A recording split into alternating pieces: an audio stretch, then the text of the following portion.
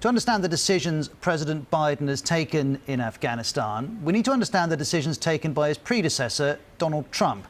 Because in early 2020, the US signed a deal with the Taliban. In Afghanistan, 19 years, going on 20 years, and there hasn't been a moment like this. We've had very successful negotiations. We think they'll be successful in the end. Joe Biden said this deal meant he inherited a stark choice. When I came into office, I inherited a deal that President Trump negotiated with the Taliban.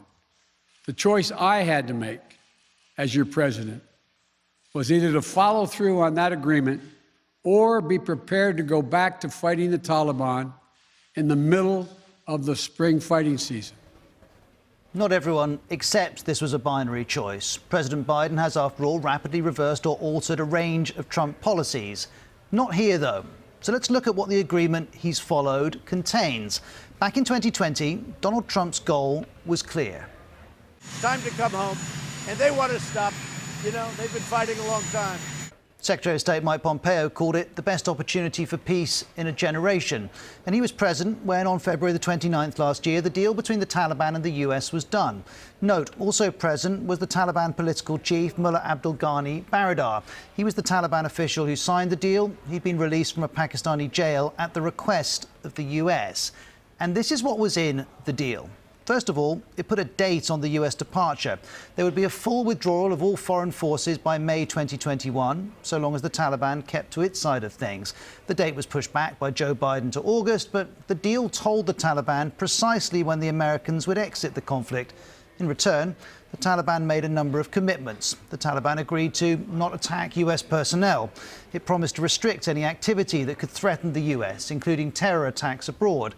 Here's the section in the deal. It reads, the Taliban will not allow any of its members, other individuals or groups, including al-Qaeda, to use the soil of Afghanistan to threaten the security of the US and its allies. The Taliban, in return, got the release of thousands of fighters who were in prison. Here's the text of the deal again. It says the deal commits the Afghan authorities to expeditiously release combat and political prisoners as a confidence-building measure with the coordination and approval of all relevant sides. That was the US effectively agreeing to the release of prisoners in Afghanistan without involving the Afghan government. The prisoners released were fighters and senior figures from an organisation with a long record of killing civilians and restricting women's rights and girls' education. It was billed, remember, as a confidence-building measure. No doubt it was for the Taliban, less so for many others, and for good reason.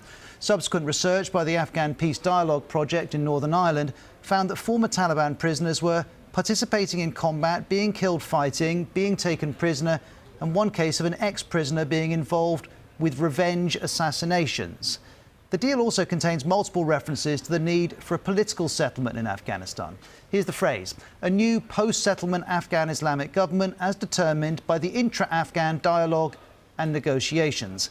In other words, a deal between the Taliban and the government. Talks between the two sides did take place last year, but went nowhere. This is the then President, Ashraf Ghani, speaking to the BBC's Lise Doucette about the talks. It takes two parties. We have a sense of urgency.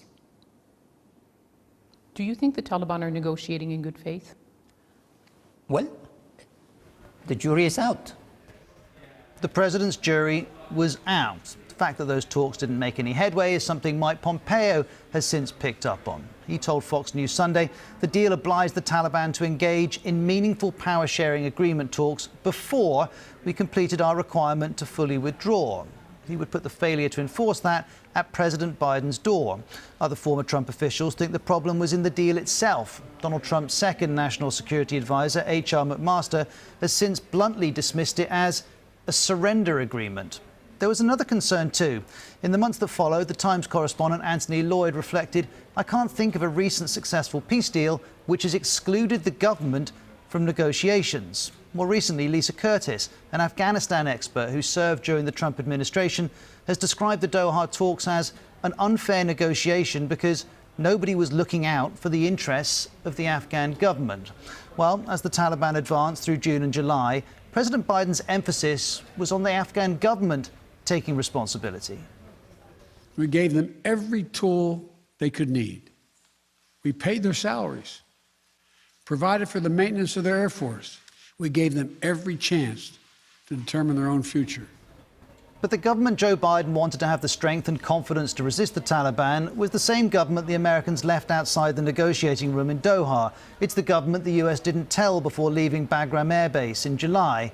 Perhaps in the end, rather than building confidence, the deal did the reverse for the government when its relationship with Afghans was already fragile. All of which doesn't explain everything about the Taliban's takeover, nor does it settle the rights and wrongs of the US withdrawal.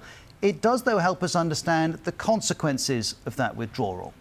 Remember Abdul Ghani Baradar? He went from prison in Pakistan to talks with the Americans, and now to this, a triumphant return to Afghanistan last week. He's now a central figure as the Taliban plans a new government. Then there's Ashraf Ghani, the man not at the negotiating table in Doha. When the talks were happening, he was president, an elected president. Last week, he was in exile, posting statements on Facebook and being told by the US that he was no longer a figure in his country. And then there's Joe Biden and the US, not budging an inch.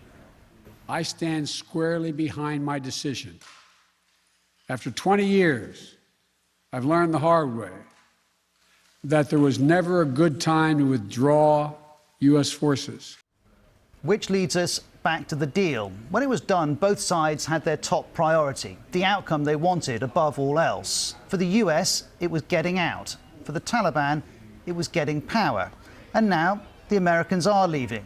Donald Trump wanted this, Joe Biden wants this. Not in these circumstances, of course, but he wants it to happen all the same. And then there's the Taliban. It now controls the streets and the country. Both priorities have come to pass, and the Doha deal played its part in making sure they did.